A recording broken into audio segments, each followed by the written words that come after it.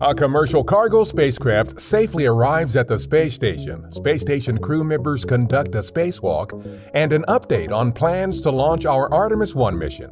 A few of the stories to tell you about this week at NASA. A SpaceX Dragon cargo spacecraft docked to the International Space Station on July 16th, 2 days after launching from our Kennedy Space Center. The Dragon delivered more than 5,800 pounds of cargo, including nearly 2,500 pounds of scientific research.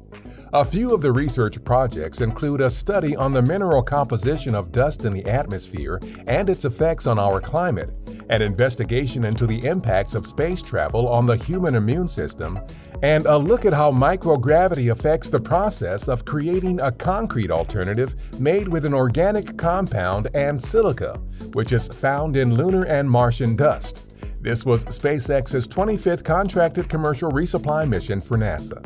On July 21st, Oleg Artemiev of Roscosmos and Samantha Cristoforetti of the European Space Agency conducted a spacewalk outside the space station to continue outfitting hardware on the Nauka multipurpose laboratory module, including the installation of platforms around the European robotic arm. Nauka and the European robotic arm were launched to the station last July from the Baikonur Cosmodrome in Kazakhstan. NASA leaders provided an update July 20th on plans to launch the uncrewed Artemis 1 flight test around the Moon with our Space Launch System rocket and Orion spacecraft.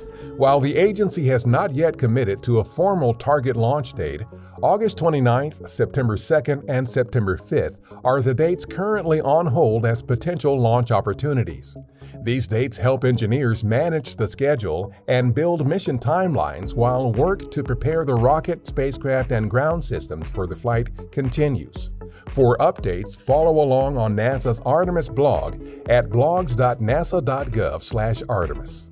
NASA has asked teams working to deliver our water-hunting Viper rover to the Moon to retarget delivery from November 2023 to November 2024. The decision to pursue a 2024 delivery date stems from the agency's request to Astrobotic for additional ground testing of the company's Griffin lunar lander, which will deliver Viper to the Moon's south pole through our Commercial Lunar Payload Services or CLPS initiative. The additional tests are aimed at reducing the overall risk involved with delivering the rover to the Moon. Viper's mission will provide insight into the origin and distribution of water on the Moon and help determine how lunar resources could be harvested for future human space exploration.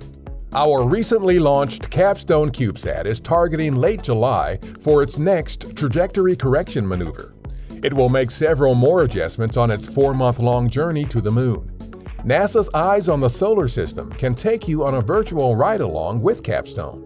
This 3D interactive data visualization tool provides a simulated real-time view of our solar system that is based on real data. The positions of the planets, moons, and various spacecraft, including Capstone, are all shown where they are right now. It is one of several interactive web apps you can check out at eyes.nasa.gov. On July 20th, we recognize the 53rd anniversary of the Apollo 11 moon landing. On that date in 1969, NASA astronauts Neil Armstrong, Buzz Aldrin, and Michael Collins made history. While Collins orbited the Moon in the mission's command module, Armstrong and Aldrin safely landed the Eagle lunar module in the region of the Moon known as the Sea of Tranquility. They later exited the lunar lander to become the first humans to set foot on the surface of the Moon. That's what's up this week at NASA. For more on these and other stories, follow us on the web at nasa.gov/Tuan.